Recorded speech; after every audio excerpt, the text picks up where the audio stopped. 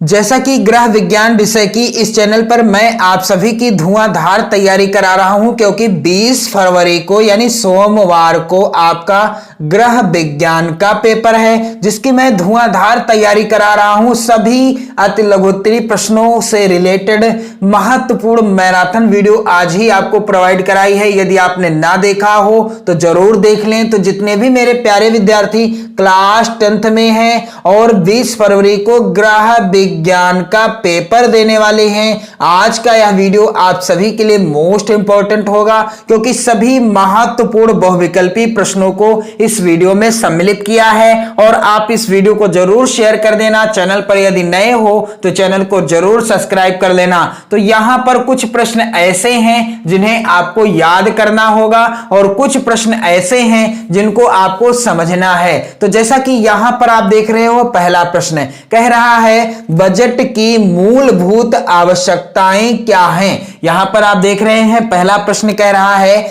Budget की मूलभूत आवश्यकताएं क्या हैं। पहला विकल्प है यहां पर भोजन, दूसरा विकल्प है आवास, तीसरा विकल्प है वस्त्र और चौथा विकल्प है ये सभी। तो बजट की मूलभूत आवश्यकताएं क्या हैं? भोजन भी है, आवास भी है, वस्त्र भी है, यानी राइट आंसर क्या है? ये सभी बजट की मूलभूत आवश्यकताएं हैं। तो आपसे एक निवेदन है कि आप जो है अति लघुत्तरी प्रश्नों से रिलेटेड जो मैंने महा मैराथन वीडियो आपको प्रोवाइड कराई है, आज ही आप चैनल पर जाकर देख लेना और ग्रह विज्ञान का मॉडल पेपर का भी वीडियो आप देख लेना। आपको मैं ग्रह विज्ञान विषय की, चित्रकला विषय की और सामाजिक विज्ञान विषय की धुआंधार तैयारी कराऊंगा, ताकि आप बोर्ड परीक्षा में 70 में से 65 प्लस का स्कोर कम से कम जरूर करके आओ। अगला प्रश्न है यहां पर मेरे प्यारे बच्चों, अगला कह रहा है किसी परिवार का निश्चित अवधि में होने वाला आय व्यय का लेखा जोखा कहलाता है। क्या कहलाता है? यहां पर आप देख रहे हो पहला विकल्प दिया है व्यय, दूसरा विकल्प है आय, तीसरा विकल्प है बैंक खाता और चौथा है बजट। तो यहां पर आप देखेंगे कि किसी भी परिवार का निश्चित अवधि में होने वाला आय व्यय का लेखा जोखा क्या कहलाता है? उत्तर हो जाएगा क्या कहलाता है? बजट कहलाता है। अगला प्रश्न है लोकप्रिय पारिवारिक बजट का सिद्धांत प्रस्तुत किया। लोकप्रिय पारिवारिक बजट का सिद्धांत किसने प्रस्तुत किया? यहां पर विकल्प है पहला मार्क्स ने, दूसरा है एंजिल ने, तीसरा है टाल स्टाय ने और यहां पर चौथा है माइकल एंजिलो ने। तो लोकप्रिय पारिवारिक बजट का सिद्धांत किसने प्रस्तुत किया? एंजिल ने प्रस्तुत किया था। अगला प्रश्न है मेरे प्यारे बच्चों, कह रहा है पारिवारिक बजट बनाने का उद्देश्य क्या है? पहला है विकल्प बचत करना, दूसरा विकल्प है व्यय पर नियंत्रण, तीसरा विकल्प है आय का ज्ञान, चौथा है ये सभी। तो पारिवारिक बजट बनाने का उद्देश्य क्या है? बचत करना भी इसका उद्देश्य है और व्यय पर यानी अनावश्यक खर्चों पर भी नियंत्रण किया जाता है बजट बनाने से, यानी बजट बनाने का उद्देश्य है। और आय का ज्ञान भी होता है, आय का ज्ञान भी हो जाता है बजट बनाने से। तो यहां पर सही उत्तर क्या होगा? ये सभी। अगला प्रश्न है यहां पर वेरी इंपॉर्टेंट प्रश्न है, कह रहा है घर की बचत करने के लिए निम्न में से सबसे अच्छा विकल्प क्या है? पहला है विकल्प डाकघर, दूसरा है बैंक, तीसरा है विकल्प का वाखा दोनों, चौथा है निजी एजेंसी। यानी घर की बचत करना है, यानी घर में जो धन है उसकी बचत करना है, तो इसके लिए सबसे अच्छा विकल्प क्या होगा? तो डाकघर में यदि आपका खाता है तो भी हो जाएगा और यदि आपका बैंक में खाता है तो भी यह संभव हो पाएगा। तो यहां पर राइट आंसर क्या है? विकल्प का व खा दोनों, ये जो है घर की बचत को सुचारू यानी सबसे अच्छा विकल्प है घर की बचत करने का। अगला प्रश्न है विश्व पर्यावरण दिवस कब मनाया जाता है? वेरी इंपॉर्टेंट प्रश्न है। पहला विकल्प है 1 जून, दूसरा विकल्प है 5 जून, तीसरा है 12 जून और चौथा है विकल्प 18 जून। तो विश्व पर्यावरण दिवस कब मनाया जाता है मेरे प्यारे बच्चों? 5 जून को मनाया जाता है। अगला प्रश्न है राष्ट्रीय योग दिवस किस दिन मनाया जाता है? तो इसका उत्तर क्या हो जाएगा? पहला है विकल्प 21 जून, दूसरा विकल्प है 20 जून, तीसरा विकल्प है 25 जून और चौथा है 28 जून। तो अंतरराष्ट्रीय योग दिवस कब मनाया जाता है? अंतरराष्ट्रीय योग दिवस मनाया जाता है, यहां पर आप देखोगे राइट आंसर क्या हो जाएगा? 21 जून को। अगला प्रश्न है यहां पर, कूड़ा करकट को किन माध्यमों से निस्तारित किया जा सकता है? तो यहां पर आप देखेंगे पहला है विकल्प गाड़ कर, या तो कूड़े करकट को गाड़ दिया जाए तो वह नष्ट हो सकता है या उसे नष्ट किया जा सकता है, या जला दिया जाए, या फिर खाद बना दिया जाए, या इनमें से सभी कार्य किए जाएं। तो राइट आंसर क्या है कि कूड़ा करकट को किन माध्यमों से निस्तारित किया जा सकता है? सही उत्तर है इन सभी माध्यमों से। अगला प्रश्न है, बीसीजी का टीका किस रोग की रोकथाम के लिए लगाया जाता है? मेरे प्यारे बच्चों, यहां पर है विकल्प कर्णफेर, दूसरा है विकल्प तपेदिक टीबी और तीसरा विकल्प है पोलियो यानी टीबी और चौथा है पीलिया। तो बीसीजी का टीका किस रोग की रोकथाम के लिए लगाया जाता है? उत्तर हो जाएगा तपेदिक टीबी के लिए। अगला प्रश्न है वेरी इंपॉर्टेंट है, कौन सी वस्तु सिलाई किट में नहीं रखी जा सकती? यानी जो सिलाई किट होता है उसमें दिए गए विकल्पों में से कौन सी वस्तु नहीं रखी जा सकती? पहला है विकल्प धागा और मिंटल चाक, दूसरा विकल्प है सुइयां, तीसरा है कैंची और धागा, चौथा है सिलाई मशीन या चाकू। तो आप सभी समझ जाइए यहां से कि सिलाई किट जो होती है एक डब्बा होता है जिसमें धागा रखा जाता है, मिल्टन चाक रखी जाती है, सुइयां भी रखी होती हैं, कैंची और धागा रखा जाता है, लेकिन सिलाई मशीन और चाकू ये चीज तो नहीं रखी जाती। यानी राइट आंसर क्या है? सिलाई मशीन और चाकू। तो यहां पर आप सभी देख सकते हो कितने आसान प्रश्न पूछे जाते हैं बोर्ड परीक्षा में, और इसी तरह के प्रश्न आपकी बोर्ड परीक्षा में आएंगे भी, और ये भी तो बहुत ज्यादा महत्वपूर्ण हैं मेरे प्यारे बच्चों। अगला प्रश्न है वेरी इंपॉर्टेंट है, इन सभी प्रश्नों को तैयार कर लेना, वीडियो को शेयर जरूर कर देना अपने सभी इष्ट मित्रों में। प्रश्न कह रहा है, काटने से पहले कपड़े पर किससे निशान लगाना चाहिए? कपड़ा काटने से पहले उस पर किससे निशान लगाया जाना चाहिए? यहां पर विकल्प है पहला फ्रेंच चाक से, दूसरा विकल्प है पेल्सन से, तीसरा विकल्प है पेन से, चौथा है मिल्टन चाक से। तो कपड़ा काटने से पहले किससे निशान लगाया जाना चाहिए? यहां पर राइट आंसर क्या हो जाएगा?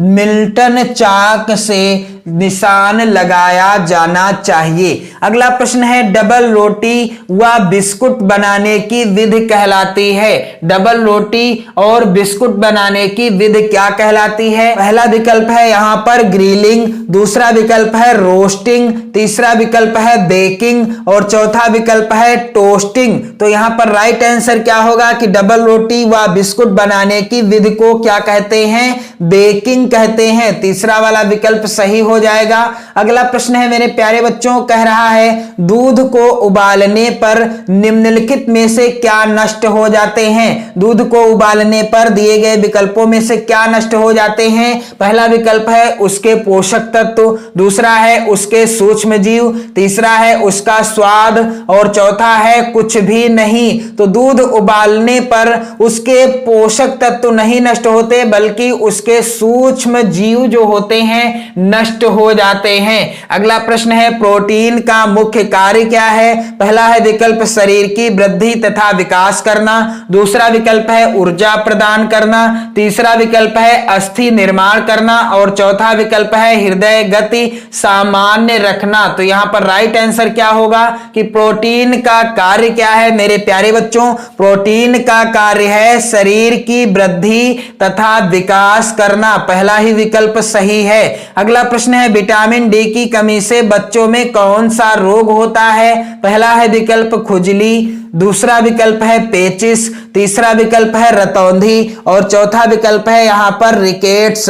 तो विटामिन डी की कमी से बच्चों में कौन सा रोग हो जाता है? रिकेट्स रोग हो जाता है। और मेरे प्यारे बच्चों, इन सभी का आंसर भी आप कमेंट करके बताते रहिए। अगला प्रश्न है यहाँ पर, लौह तत्व की कमी से कौन सा रोग होता है? पहला है विकल्प यहाँ पर बेरी, दूसरा विकल्प है एनीमिया, तीसरा विकल्प है मेरेस्मस, चौथा विकल्प है तपेदिक। तो लौह तत्व की कमी से कौन सा रोग हो जाता है? एनीमिया हो जाता है। अगला प्रश्न है, नेत्रों के लिए कौन सा पौष्टिक तत्व आवश्यक है? हमारे नेत्रों के लिए कौन सा पौष्टिक तत्व आवश्यक होता है? पहला है विकल्प कैल्शियम, दूसरा विकल्प है विटामिन बी, तीसरा विकल्प है ग्लूकोस और चौथा विकल्प है विटामिन ए। तो हमारे नेत्रों के लिए कौन सा पौष्टिक तत्व आवश्यक होता है मेरे प्यारे बच्चों? यहां पर राइट आंसर क्या हो जाएगा? विटामिन ए हो जाएगा। अगला प्रश्न है, यदि अस्थि एक से अधिक स्थान पर टूटती है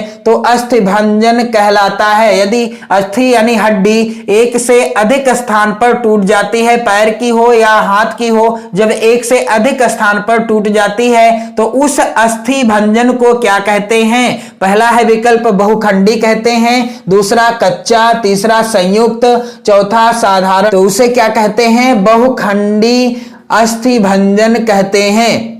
अगला प्रश्न मेरे प्यारे बच्चों कह रहा है, कौन सा अंग श्वसन तंत्र का भाग नहीं होता? पहला विकल्प है नाक, दूसरा विकल्प है फेफड़े, तीसरा विकल्प है यकृत हाथ और चौथा विकल्प है श्वास नली। तो कौन सा अंग है जो श्वसन तंत्र का भाग नहीं है? आप सभी जानते हो कि यकृत और हाथ जो है यह श्वसन तंत्र का भाग नहीं है। अगला प्रश्न है, यहां पर आप देखोगे, एक स्वस्थ व्यक्ति का हृदय 1 मिनट में कितनी बार धड़कता है? पहला विकल्प है 72 बार, दूसरा है 80 बार, तीसरा है 100 बार, चौथा है 200 बार। तो एक स्वस्थ व्यक्ति का हृदय 1 मिनट में कितनी बार धड़कता है? 72 बार धड़कता है।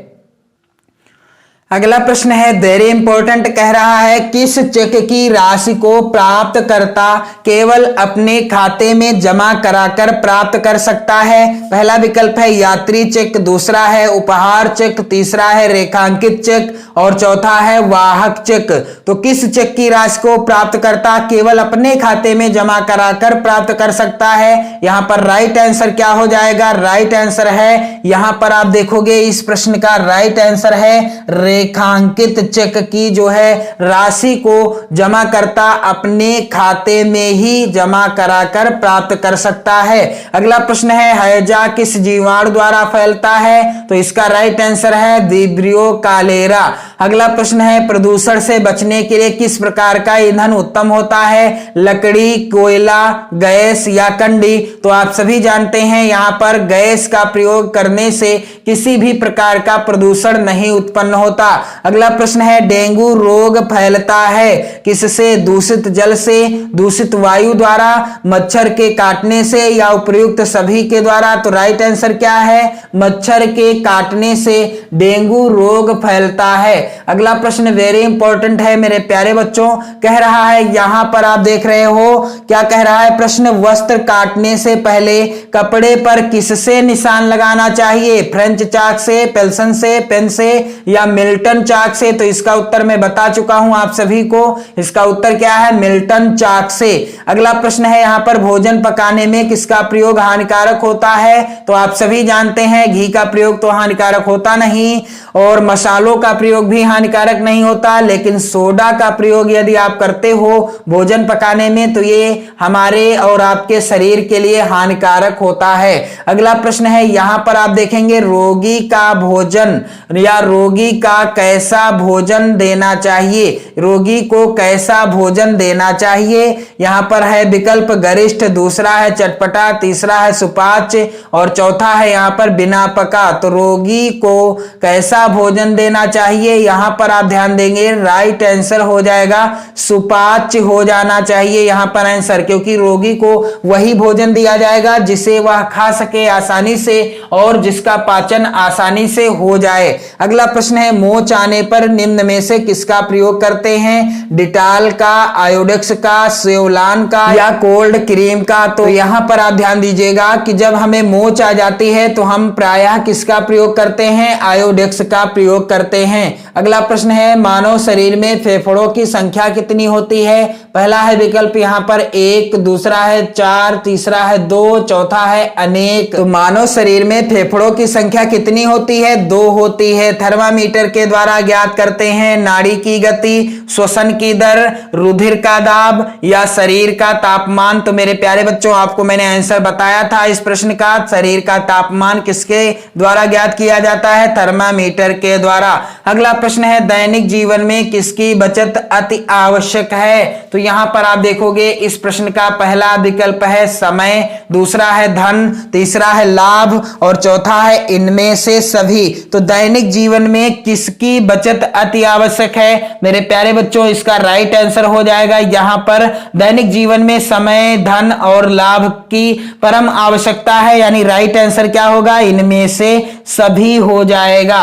अगला प्रश्न है किसी शुभ अवसर पर दिया जाने वाला चेक कौन सा कहलाता है? यानी कौन सा चेक है जो किसी शुभ अवसर पर दिया जाता है? यहां पर पहला विकल्प है आप देखेंगे यहां पर ट्रेवलर चेक, दूसरा है क्रॉस चेक, तीसरा है उपहार चेक, चौथा है ऑर्डर चेक। तो यहां पर आपको राइट आंसर क्या करना है? शुभ अवसर पर दिया जाने वाला चेक होता है उपहार चेक होता है। अगला प्रश्न है 1 किलो चावल का दाम 60 रुपए है, तो 60 किलो चावल का मूल्य क्या होगा? तो इस तरीके का प्रश्न एक जरूर आएगा गणित से बहुविकल्पी में और एक आएगा दीर्घ उत्तरी में। तो आप इन सभी प्रश्नों को जरूर तैयार करके जाना। अगला प्रश्न है यहां पर आप देख रहे हो H2O रासायनिक यौगिक है किसका? यहां पर आप देख रहे हैं वायु का, दूसरा है जल का, तीसरा है पृथ्वी का और चौथा है इनमें से कोई नहीं। तो इसका राइट आंसर क्या होगा मेरे प्यारे बच्चों? H2O रासायनिक यौगिक है किसका? जल का है। अगला प्रश्न है हैजा किसके द्वारा फैलता है? दूषित हवा द्वारा, विटामिन द्वारा, शुद्ध जल द्वारा या दूषित जल के द्वारा। तो हैजा रोग किसके द्वारा फैलता है मेरे प्यारे बच्चों? दूषित जल के द्वारा फैलता है। अगला प्रश्न है पर्यावरण दिवस किस दिन मनाया जाता है? तो इसका आंसर क्या हो जाएगा? प्रत्येक वर्ष 5 जून को पर्यावरण दिवस मनाया जाता है। अगला प्रश्न है एटीएस इंजेक्शन बचाव करता है, तो यहां पर पहला विकल्प है किससे बचाव करता है? टिटनस से, डिप्थीरिया से, हैजा से या तपेदिक से। तो राइट आंसर क्या है यहां पर? टिटनेस से। यहां पर पहला ही विकल्प सही है। अगला प्रश्न है यहां पर आप ध्यान दीजिएगा, प्रश्न कह रहा है विटामिन सी का उत्तम स्रोत क्या है? दिए गए विकल्पों में से विटामिन सी का उत्तम स्रोत क्या है? तो यहां पर आप देखोगे और आप देखेंगे विकल्प क्या है कि केला है, चावल है, आंवला है और दूध है। तो विटामिन सी का उत्तम स्रोत क्या है मेरे प्यारे बच्चों? आंवला हो जाएगा राइट आंसर, क्योंकि विटामिन सी खट्टे फलों में पाई जाती है। तो आशा करता हूं कि ये सभी प्रश्न आपके लिए काफी ज्यादा इंपॉर्टेंट होंगे। इन सभी प्रश्नों को जरूर तैयार करके जाना बोर्ड परीक्षा देने के लिए। और जितने भी मैंने आपको बहुविकल्पी प्रश्न कराए हैं, अति लघुत्तरी प्रश्न कराए हैं और लघुत्तरी प्रश्न कराए हैं, सभी से रिलेटेड वीडियो आप जरूर देख लीजिए चैनल की प्लेलिस्ट के माध्यम से। और वीडियो को जरूर शेयर कर देने अपने सभी इष्ट मित्रों में। पढ़ते रहें, मस्त रहें, स्वस्थ रहें। जय हिंद।